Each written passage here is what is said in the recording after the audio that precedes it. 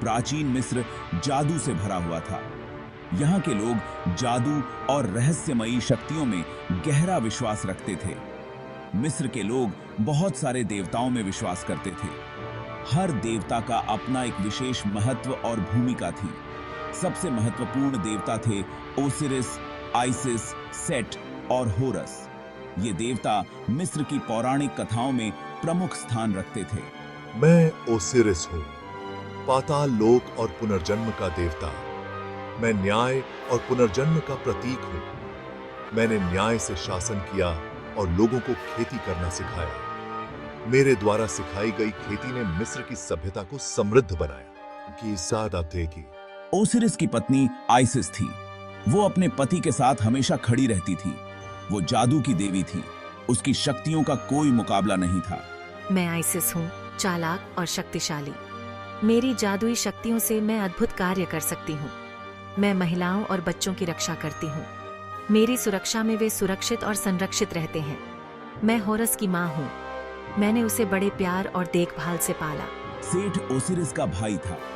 दोनों के बीच हमेशा एक गहरा संबंध था। वो अराजकता और रेगिस्तान का देवता था। उसकी शक्तियां विनाशकारी थीं। मैं सेठ हूँ और मुझे ओसिरिस से ईर्ष्या थी। उसकी लोकप्रियता और शक्ति मुझे परेशान करती थी। मैं मिस्र का शासक बनना चाहता था। मेरी महत्वाकांक्षा ने मुझे कई बार गलत रास्ते पर धकेला। ओसिरिस एक अच्छा राजा था। उसने मिस्र को समृद्ध बनाया, लेकिन सेठ और भी अधिक ईर्ष्या करने लगा। एक दिन मैंने ओसिरिस को खत्म करने का फैसला किया। मैंने एक सुंदर ताबूत बनाकर उसे फंसाया और दावा किया कि यह एक उपहार है। मैंने उसे यह देखने के लिए चुनौती दी कि क्या वो अंदर फिट बैठता है। ओसिरिस ताबूत में लेट गया। सेठ ने ढक्कन बंद कर दिया। ओसिरिस को अंदर फंसा दिया। सेठ ने ताबूत को नील नदी में फेंक दिया। ओसिरिस चला गया। आइसिस का दिल टूट गया था। उसके जीवन का सबसे महत्वपूर्ण हिस्सा, उसका प्रिय पति ओसिरिस, उससे दूर हो गया था। उसने अपने पति को हर जगह ढूंढा, रेगिस्तान की तपती रेत में, नील नदी के किनारे और हर उस जगह पर जहां उसे उम्मीद थी कि ओसिरिस हो सकता है। ओसिरिस, तुम कहाँ हो? तुम्हारे बिना मेरा जीवन अधूरा है। मेरे आंसू नील नदी की तरह बहते हैं। तुम्हारी याद में मेरा दिल टूट रहा है। आखिरकार उसे ताबूत मिल गया। यह एक अद्भुत खोज थी, लेकिन उसके दिल में डर भी था। यह एक पेड़ में फंसा हुआ था। पेड़ की जड़ों ने ताबूत को कसकर पकड़ रखा था, जैसे कि उसे किसी ने छुपा दिया हो। आइसिस ने ताबूत को खोलने के लिए अपने जादू का इस्तेमाल किया। उसने अपने सारे ज्ञान और शक्ति को एकत्रित किया। ओसिरिस को देखकर वह बहुत खुश हुई। उसकी खुशी का ठिकाना नहीं था, जैसे कि उसे उसकी दुनिया वापस मिल गई हो। ओह ओसिरिस, लेकिन नहीं, बहुत देर हो चुकी है। वो मर चुका है। मेरे सारे प्रयास व्यर्थ हो गए। लेकिन नहीं, बहुत देर हो चुकी है। वो मर चुका है। उसकी आत्मा अब इस दुनिया में नहीं है।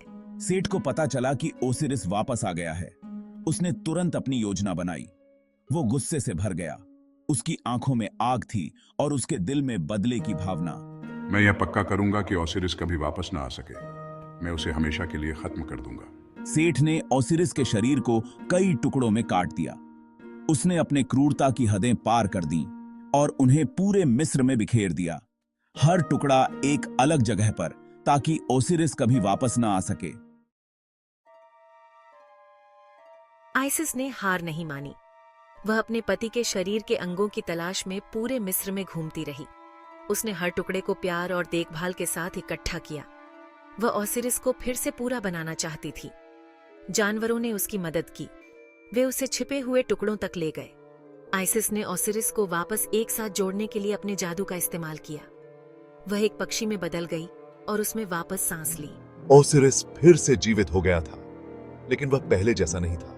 वह कमजोर था। वह जीवित दुनिया में वापस नहीं लौट सका। होरस गुस्से से भर गया। वह अपने पिता के लिए बदला लेना चाहता था। होरस ने सेठ को एक बड़ी लड़ाई के लिए चुनौती दी। दूसरे देवता देख रहे थे। मिस्र का भाग्य अधर में लटका हुआ था। लड़ाई कई दिनों तक चली। होरस बहादुर और मजबूत था। वह अपनी पूरी ताकत से लड़ा। अंत में होरस ने सेठ को हरा दिया। वह मिस्र का नया राजा बना। होरस भूमि में शांति और व्यवस्था वापस लाया। उसने अपने पिता की तरह बुद्धिमानी से शासन किया। ओसिरिस मृत्यु लोक का शासक बन गया। ओसिरिस और सेठ की कहानी अच्छे बनाम बुरे की कहानी है। यह कहानी हमें सिखाती है कि अच्छाई और बुराई के बीच संघर्ष हमेशा से रहा है और यह संघर्ष आज भी जारी है। यह हमें ईर्ष्या के खतरों के बारे में सिखाती है। ईर्ष्या एक ऐसी भावना है जो किसी भी रिश्ते को नष्ट कर सकती है और समाज में अशांति फैला सकती है। सेठ ने अपनी ईर्ष्या को खुद को खा जाने दिया। उसकी ईर्ष्या ने उसे अंधा कर दिया और उसने अपने ही परिवार के खिलाफ साजिश रची। उसने अपने ही भाई को खत्म कर दिया। यह घटना हमें सिखाती है कि ईर्ष्या और नफरत का परिणाम हमेशा विनाशकारी होता है। आइसिस प्यार और वफादारी का प्रतिनिधित्व करती है। वह अपने पति ओसिरिस के प्रति अटूट प्रेम और निष्ठा का प्रतीक है। उसने ओसिरिस का साथ कभी नहीं छोड़ा। उसकी वफादारी और प्रेम ने उसे हर मुश्किल का सामना करने की ताकत दी। उसने बुराई पर काबू पाने के लिए अपनी बुद्धिमत्ता और करुणा का इस्तेमाल किया।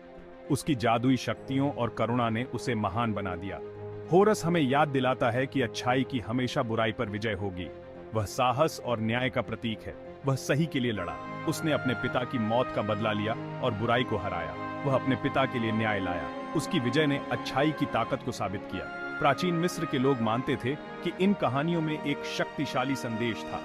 ये कहानियां उनके जीवन का हिस्सा थीं और उन्हें नैतिकता और न्याय का पाठ पढ़ाती थीं। वे देवताओं का सम्मान करने और उनके उदाहरण का पालन करके जीने में विश्वास करते थे। उनके लिए देवताओं की कहानियां केवल